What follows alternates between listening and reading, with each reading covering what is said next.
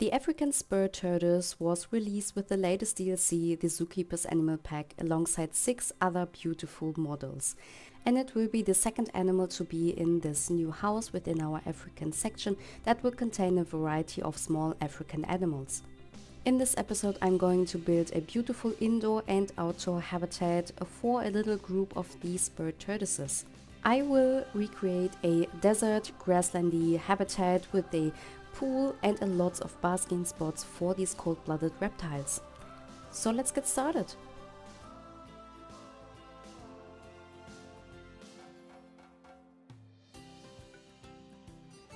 Hi guys, and welcome back to my channel.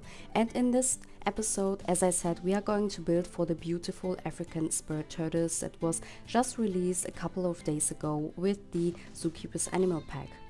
If you haven't seen my latest episode for the Kirk's Dig where we started this building, I highly recommend you check this out so you can see how I built the building.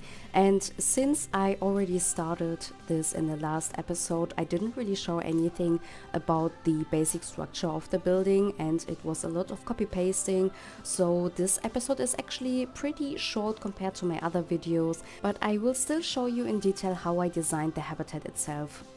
But before we start to talk about the layout and the design of this habitat, I firstly wanted to say that the model of the African Spurred Tortoise is so beautiful.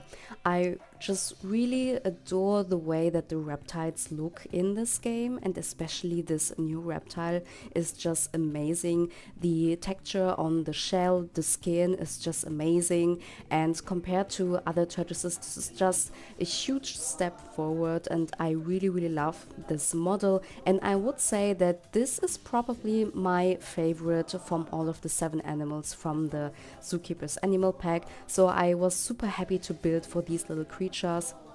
If you didn't know, I'm a huge reptile fan myself, so building something for reptiles in this game just makes me super happy all the time, and I really love designing habitats for them. And I especially really love designing smaller habitats for smaller animals, because I feel like you can just pack it so much with little intricate details that would just get lost in really huge habitats for like an elephant, and you would always need to fill a huge space. So I really just love making small habitats, especially indoors, for smaller creatures. And the traversable area from this tortoise is actually pretty good compared to the one from the Dig. This is just about fine. It could be better, but I feel like it's still really nice. As you can see, I have this little concrete building in the middle. I didn't really show you how I built that because I'm going to delete it a little bit later, because at the end I didn't really like the look of it. I wanted to create something that was like a little hut for the tortoises, or like a burrow where they can go in, and maybe there would be a heat lamp inside so that they can heat themselves up. And the African Spurred Tortoise is known to live in little burrows where they naturally occur. I was also thinking about making a little burrow-like structure made out of rocks, but at the end I decided to just use the enrichment item, since the African Spurred Tortoise can use the little burrow that we have. So I just used that later and just adjusted the foliage work around it a little bit. In the Dig's habitat, I also created this little artificial pool, and I wanted to reuse it for the African Spurred Tortoise. But I thought that this pool was a little bit too big for the inside area. The African Spurred Tortoise is supposed to stay inside for a couple of months during the winter, because it would be way too cold for them outside. So I thought that such a big pool would just take away too much space for the tortoises. So I later also recreated this a little bit, and I tried to use different pieces to maybe make it look a bit smoother. And I really like the outcome of the new pool. It is slightly smaller, but I feel like this is a great size for the tortoises. They can go in, it is pretty shallow, they can take a little bath or a little sip, and I feel like this is even better than the one I designed for the Dig. In general, this habitat is a bit more drier and has a little bit more rocks, as I feel like.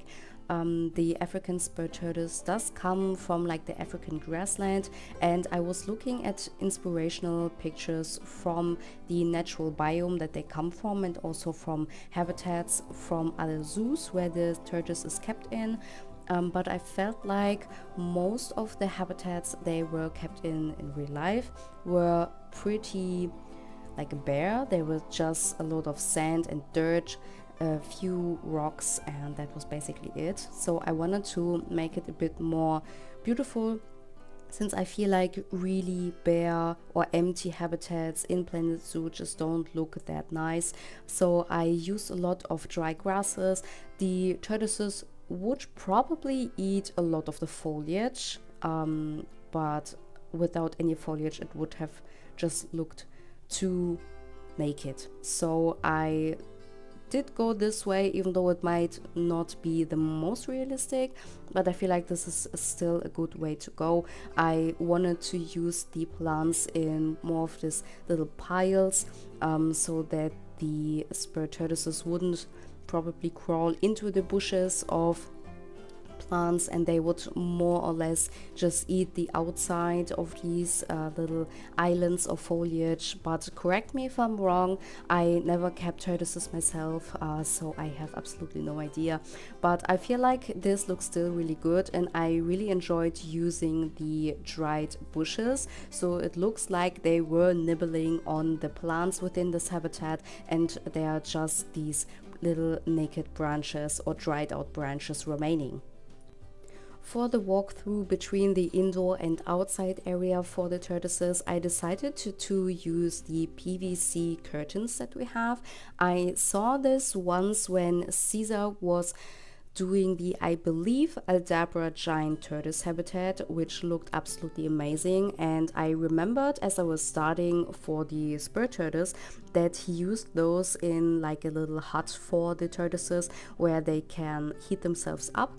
So I decided to use it in between those little areas so that the heat from inside the building wouldn't completely escape throughout the animals' like walkways. I also added that for the Dik-Dik's habitat, because it was absolutely just open, and that wouldn't make like a lot of sense since the opening is also quite big. So I also added the curtains for that, and the animals can pass them without problem, and the curtains actually move when the animals are walking through that, so that is such a nice little detail.